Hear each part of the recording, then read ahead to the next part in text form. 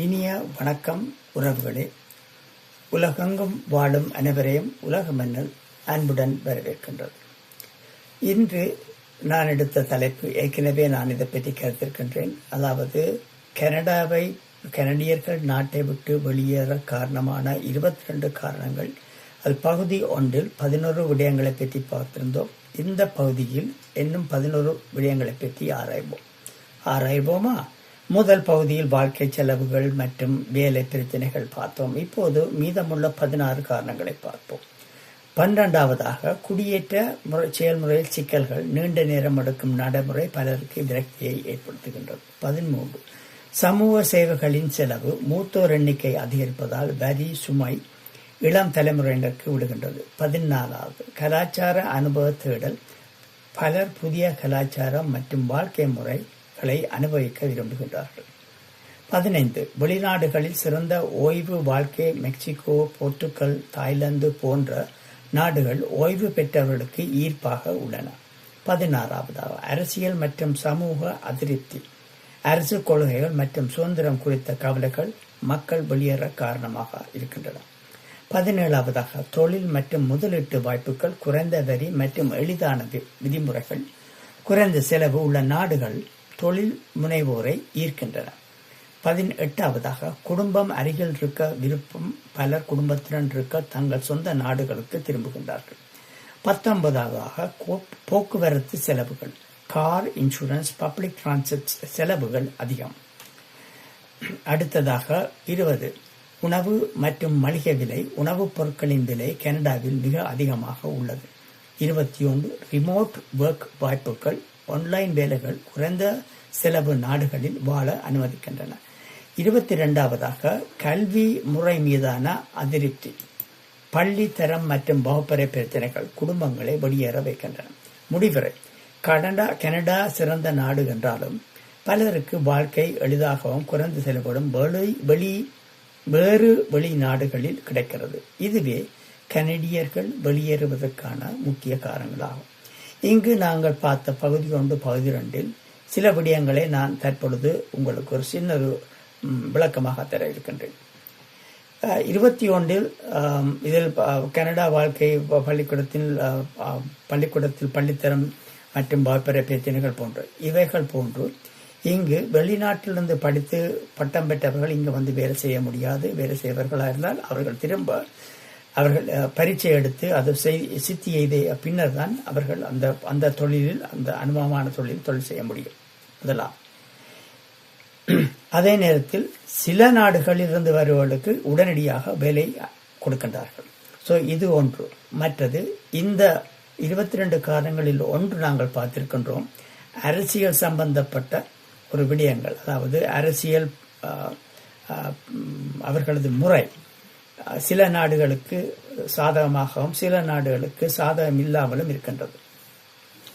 இதே போன்று ஒரு முக்கியமான விடயம், அதாவது வெளிநாட்டில் படித்தவர்கள் இங்கு வந்து வேலை செய்ய முடியாதற்கான ஒரு முக்கிய அறிவிப்பு ஒன்று நான் உங்களுக்கு தரவிருக்கின்றேன். இந்த பதிவில் தமிழர் ஒருவர் இங்கிலாந்தில் படித்து பட்டம் பெற்று கணிதம் மற்றும் பராமரிப்பு துறைகளில் பட்டம் பெற்று பல்கலைக்கழக பட்டங்கள் 2 பல்கலைக்கழகம் மற்றும் கணக்கியல் 6 விதமான கணக்கியல் துறைகள், வித்தியாசமான கணக்கியல் பட்டம் பெற்றவர்.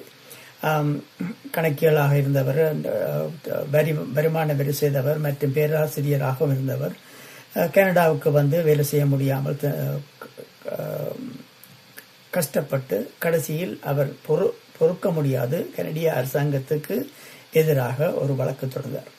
ஆனால் அந்த வழக்கில் நடந்த முறை என்னவென்றால், அந்த வழக்கை அவர்கள் ஏற்கவில்லை. ஏனென்று சொன்னால், அது அவர்கள் ஏற்றுக்கொண்டார்களாக இருந்தால் கனடாவுக்கு ஒரு மிகப்பெரிய அவமானமாக கருதப்படும் ஒன்று. மற்றும் இப்பொழுது குடிவரவால் வரும் வருமானம் மிகப்பெரிய அளவான பல மில்லியன் கணக்கில் வருகின்ற வருமானம் அவர்களுக்கு பாதிப்பு ஏற்படும் என்ற காரணத்துக்காக அவரது வழக்கு, அதாவது என்னவென்று சொல்லலாம் என்று சொன்னால்,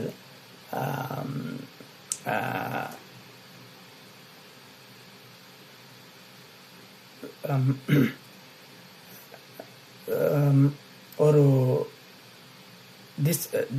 மிஸ்கரியேஜ் ஆஃப் ஜஸ்டிஸ் என்று சொல்லுவார்கள். அதாவது தவறான முறையில் அந்த வழக்கை அவர்கள் பார்த்துள்ளார்கள். அதற்கான சரியான தீர்வு இன்னும் கொடுக்கவில்லை. ஆனாலும் அவரது வழக்குக்கு பின்னர் நாட்டில் பல குடியேற்றத்தில் பல மாற்றங்களை செய்திருக்கின்றார்கள் என்பதற்கான ஆதாரம் அவரிடம் இருக்கின்றது.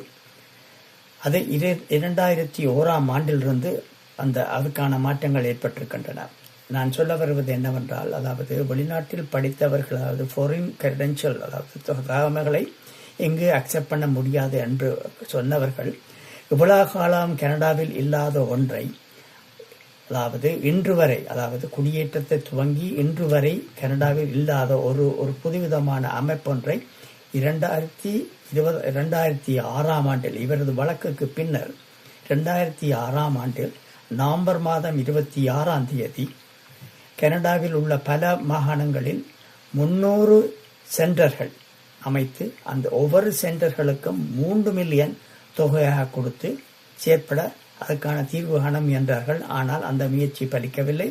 இதன் காரணமாக, பலிக்காதன் காரணமாக, அதை என்ன மாதிரி கொண்டு செல்ல முடியாது என்பதன் நோக்கத்தின் காரணமாக அவர்கள் மூடப்பட்டுவிட்டனர். எனவே காசுகள் தேவையில்லாத வழியில் பொதுமக்களின் காசு செலவழிக்கப்பட்டிருக்கின்றன. இவர் எடுத்த முடிவு அவர்களுக்கு தெரியும் தங்களுக்கு எவ்வளவு பாதிப்பை ஏற்படுத்தும் என்று சொல்லி. இந்த 900 மில்லியன் இவ்வளவும் போனதற்கு காரணம் அவர்கள் எடுத்த தவறான முடிவு. மற்றும்படி இன்னும் அவர்கள் அதே செயற்பாட்டில் தான் இருக்கின்றார்கள் என்பதை உங்களுக்கு அறிய தருகின்றேன். இது உங்களுக்கு நம்பிக்கை, நான் சொல்வது உங்களுக்கு நம்பிக்கை இல்லாமல் இருக்கலாம். சில வேளைகளில் சிலர் நினைக்கலாம், அதாவது அநேகமானவர் நினைக்கலாம், இவருக்கு நாங்கள் கனடாவுக்கு வாழ்ந்து விருப்பமில்லை என்று நினைக்கலாம். அது அல்ல. நீங்கள் இங்கு வந்து கஷ்டப்படுவதை பார்த்து நானோ மற்றவர்களோ விரும்பவில்லை. சில பேர் விரும்ப மாட்டால், என்னை பொறுத்தவரை நான் அதை விரும்பவில்லை என்றால் நான் பட்ட கஷ்டம் எனக்குத்தான் தெரியும். எனவே தான் நான் உங்களுடன் பகிர்ந்து கொண்டிருப்பேன். உங்களுக்கு என் மீது நம்பிக்கை இல்லை என்று சொன்னால் நான் சொல்லும் முக்கியமான இந்த வெப்சைட்டை பாருங்கள். CTVW5 2005ஆம் ஆண்டு புரோக்கன் ப்ராமிஸ். இது கிட்டத்தட்ட 1.5 மணித்தியாலம் வீடியோ. இது இங்கத்தே கனடியன் தொலைக்காட்சி மூலமாக எடுக்கப்பட்ட ஒரு 2 பகுதி வீடியோ. இது எல்லா இடங்களிலும் நீங்கள் பார்க்கலாம். ஆனால் அநேகமாக நீங்கள் விலை கொடுத்து தான் வாங்க வேண்டி வரும். இதை அநேகமானவர்கள், அதாவது கனடாவுக்கு வருவதற்கு முன்பு பார்த்து வாங்கி பின்னர் உங்கள் முடிவை எடுக்குமாறு வேண்டிக் கொண்டு உங்களிடம் விடைபெறுகின்றேன். நன்றி, வணக்கம்.